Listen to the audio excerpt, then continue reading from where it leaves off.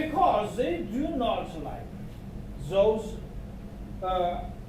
fatty acids, highly stable, has a high melting point. Because during that cooling process, those high amount of saturated fatty acids, especially triglycerols, will generate a cloudy places or cloudiness for the oil. That's not good. We want to remove it. This is typically people do in to remove triglycerides in soybean oil. Now, in sunflower oil, a little bit of difference. Sunflower oil, because they're using sunflower, there is a high amount of the waxy. So the waxy crystal has to be gone. Once this process requires winterization. It's a refining process of the oil. So the first thing what they want to do is a clean oil to remove the cloudiness. The second thing, of course, they want to separate various fatty acids with different melting points.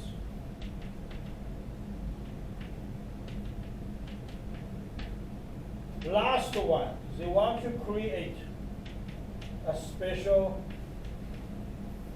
products. Okay, those are the three reasons they want to do fractionation. Now, how to do fractionation? You can read the textbook, you can read some other material, it's talk about very detailed. Briefly to say, we want to control limit crystallization of a melted fat. We have to manage the cooling rate, and we have to control the agitation and finally do a filtration, because different layer will be separate. Okay, those details, we're not going to go to the bottom of that. So briefly to say, we concluded it right here.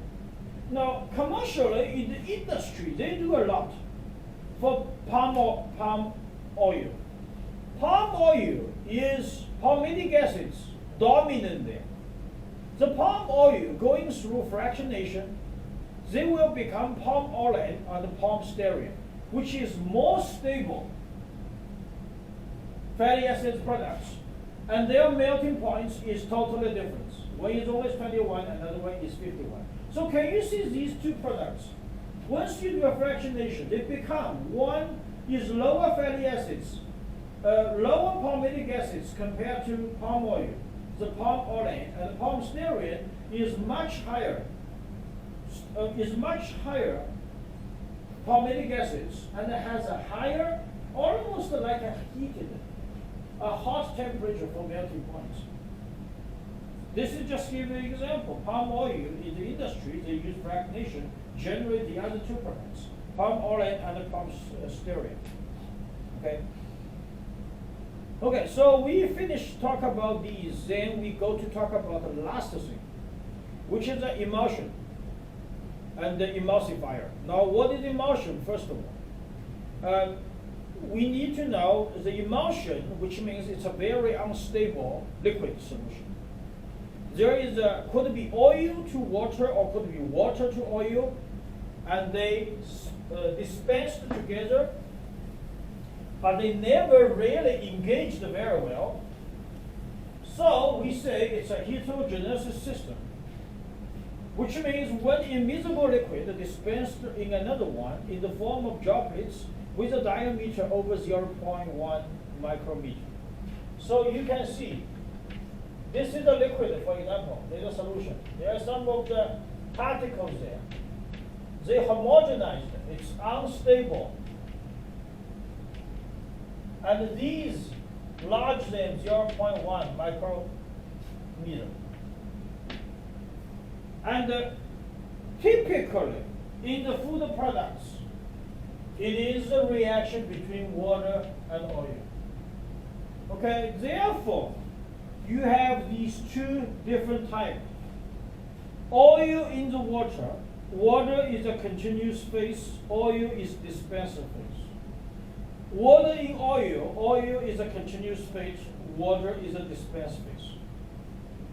They are not really engaged very well. If we want to try to make them engage, try to make them stable, we need to add some of the other material that is called emulsifier. At this moment, the emulsifier is equal surfactants. Now, what are the examples of the emulsifier, if you still remember? Mono or diglycerols is emulsifier, and triglycerols is the food dyes. Okay, so all kinds of mono or diglycerols is emulsifier. So, give you some of the example. If you have OW, how to remember this? This W is outer phase. This oil is inner. So how we say it? Inner phase or inner particle. It should be more than 0.1 micrometer. What's the example for this? Milk, egg, mayonnaise. How about this one?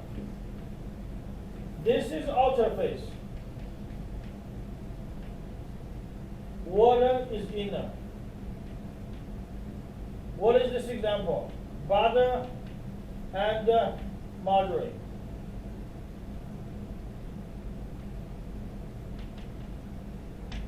So these are the difference. But they're never stable. If they want stable, we need to add surfactants, which is emulsifier. So here comes what is emulsifier. Emulsifier is a surface active compounds. At this moment, it's equal surfactants. Why? Because it have two sections. So hydrophilic, polar, which means we like water, and the non-polar, hydrophobic, we don't like water. Therefore, they can connect it with each other. Okay, you can easily understand it. This is water, this is oil. In this phase, this is emulsifier or surfactants. They have this area is hydrophilic. This area is hydrophobic.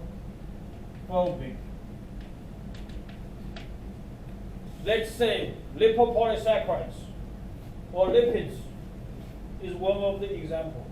Okay? People doing the research using a surfactants can severely decrease the surface tension. So if no surfactants, the surface tension is 50. As long as the concentration of the surfactants is